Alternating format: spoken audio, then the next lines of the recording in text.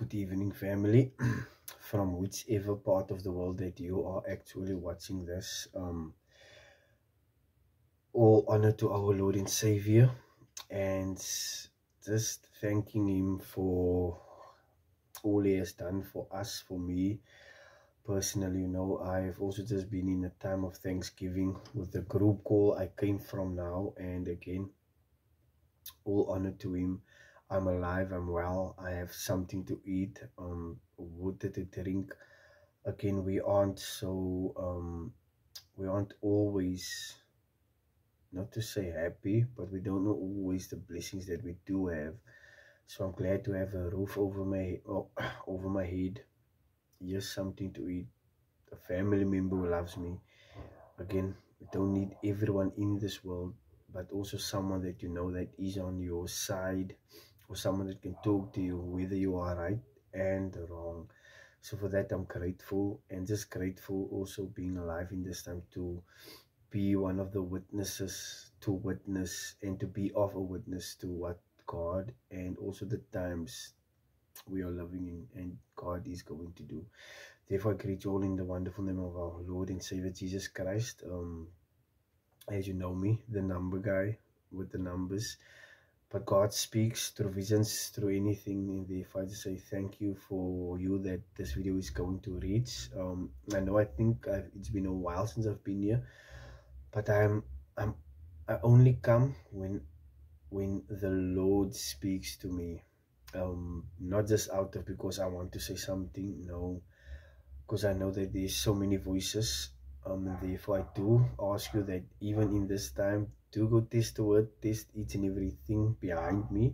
Again, don't look or listen to me, but do listen to the utterance that is coming from me. And again, from my side, this is totally from the Father. And therefore I do thank you for whom this word is intended.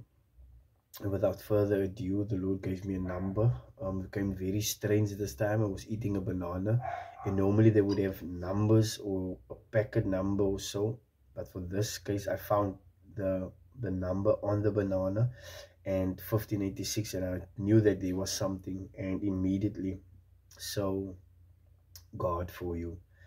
And the Lord took me to, yes, 1586, but in the Strong's Concordance in the Greek, it says that to choose. And I was like, Lord, choose who? What are we choosing? And just a short abbreviation. This term underscores the concept of divine selection, emphasizing God's initiative and authority in the process of choosing. Paul expands this concept to include the church as the elect of God, chosen for salvation and service. So as that abbreviation says, we are the church, the ecclesia, and also we have been chosen for such a time as this, the spiritual Israel, also in the physical. As for God says, I will call on a nation that knew me not, that did not know me, knew me not. And that is us. He will call on us that did not know him. Therefore, we are the ingrafted branch. And the Lord, He led me again. And then I knew that this word is so for now, as everything is happening around the world and where we are in this time. And the Holy Spirit took me to Mark 13 verse 20. And as it says, unless the Lord had shortened those days, no life would have been saved. But for the sake of the elect whom He chose, He shortened the days. So again, this is also talking about when the disciples is speaking, Rabbi, Master, when will these things occur, or when will the times be of these things, and specifically pertaining to the end of the world.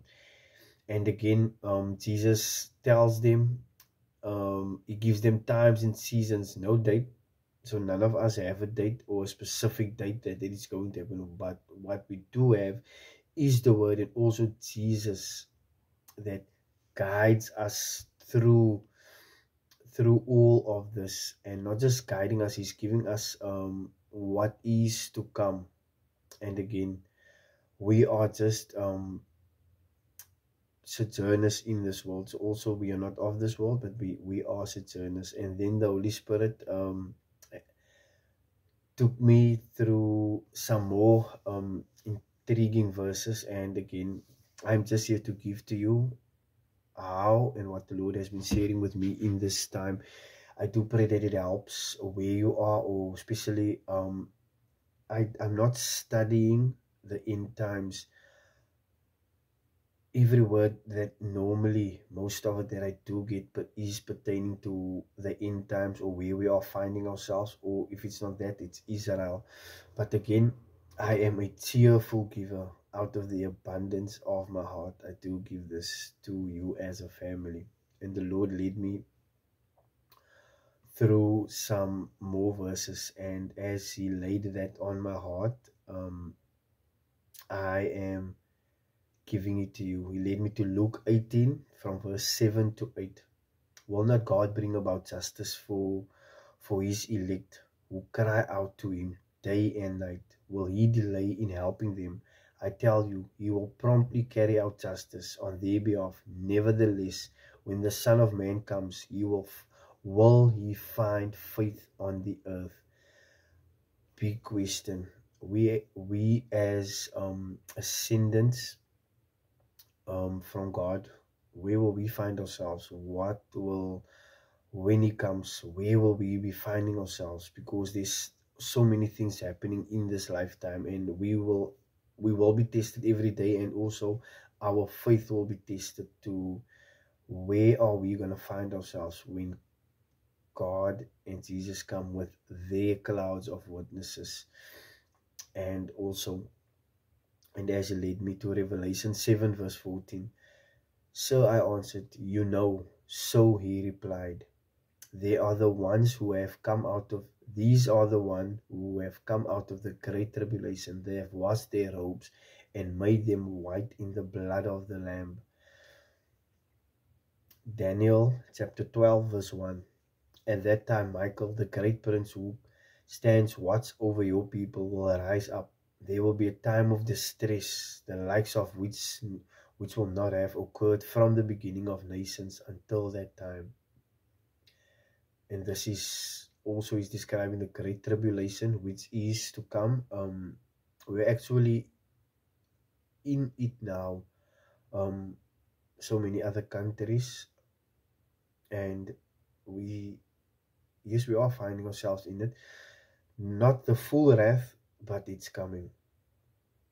But at that time, your people, everyone whose name is found written in the book, will be delivered in the book of the Lamb.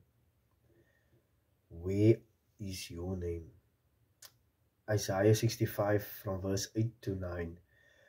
This is what the Lord says. As the new wine is found in a cluster of grapes, and men say, do not destroy it, for it contains a blessing, so I will act on behalf of my servants. I will not destroy them all, but I will bring forth descendants from Jacob and heirs from Judah. My elect will possess my mountains, and my servants will dwell there. Romans 9 from verse 27 to verse 29. Isaiah cries out concerning Israel. Though the number of the Israelites is like the sand of the sea, only the remnant will be saved. A remnant. For the Lord will carry out His sentence on the earth thoroughly and decisively. It is just as Isaiah foretold. Unless the Lord of hosts has left us descendants, we would have become like Sodom. We would have been resembled to Gomorrah, and to be left destitute as the two of them, Sodom and Gomorrah, as we all know, they burned down. But also Jesus also says in the last days it will be more tolerable for those who have listened to the word, who have listened to this word, and who can find salvation in that time. It wasn't I won't say it wasn't priests, because they had the prophets and the law with them, but again they didn't have Jesus. So now we have Jesus and the fulfillment of the law.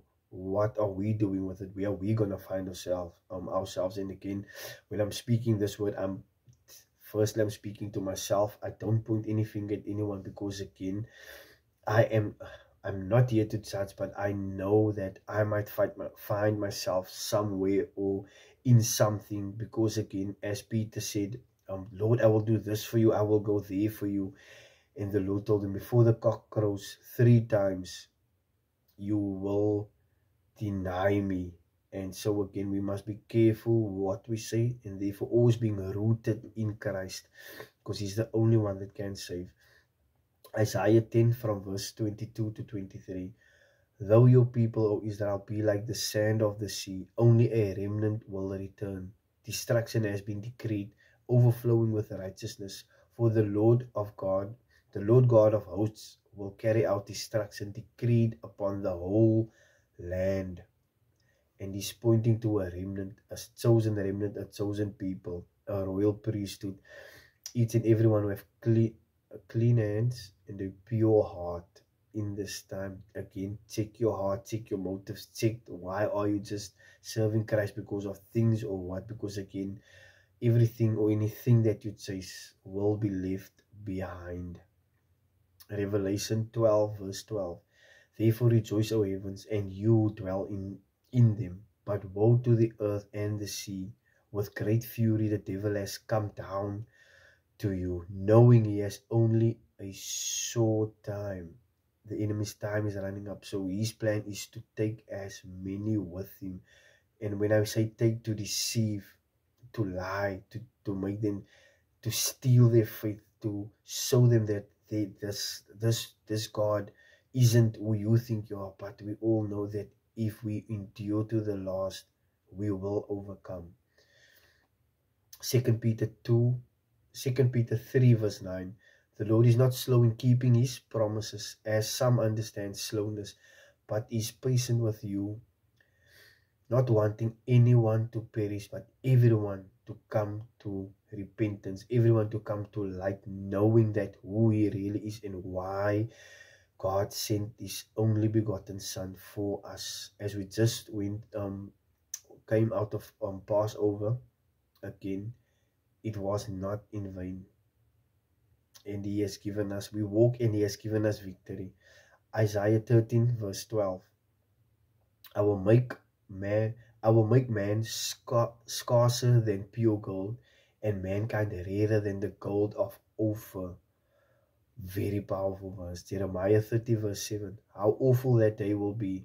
None will be like it. It is the time for Jacob's distress, but he will be saved out of it. So again, when he speaks about Jacob, it's also just another term for Jacob, Israel. Zechariah 14 verse 2 to verse 3. For I will gather all nations for battle against Jerusalem, the great and terrible day. And the city will be captured, the houses looted, and all the women ravished. Half of the city will go into exile, but the rest of the people will not be removed from the city. Then the Lord will go out to fight against those nations, as he fights in the day of battle. Joel 2 verse 32. Joel chapter 2 verse 32. And everyone who calls on the name of the Lord will be saved. For on Mount Zion and in Jerusalem there will be deliverance, as the Lord has promised, among the remnant called by the Lord. He will never leave us and never forsake us. Amos chapter 9 verse 8 to 9. Surely the eyes of the Lord God are on the sinful kingdom, and will destroy it from the face of the earth. Yet I will not utterly destroy the house of Jacob, declares the Lord. For surely I will give the command, and I will shake the house of Israel among all nations, as the grain is sifted in a sieve. But not a pebble will be reached, but not a pebble will reach the ground. So again, as God's chosen people, we will be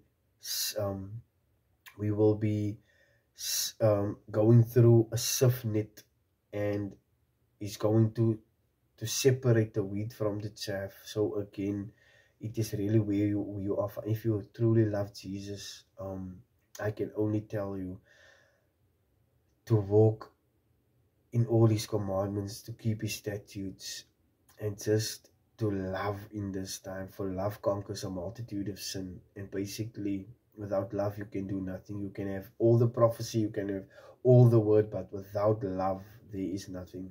Because God is love, and He loved us first before we loved Him. Even though we were sinners, Christ died for us. And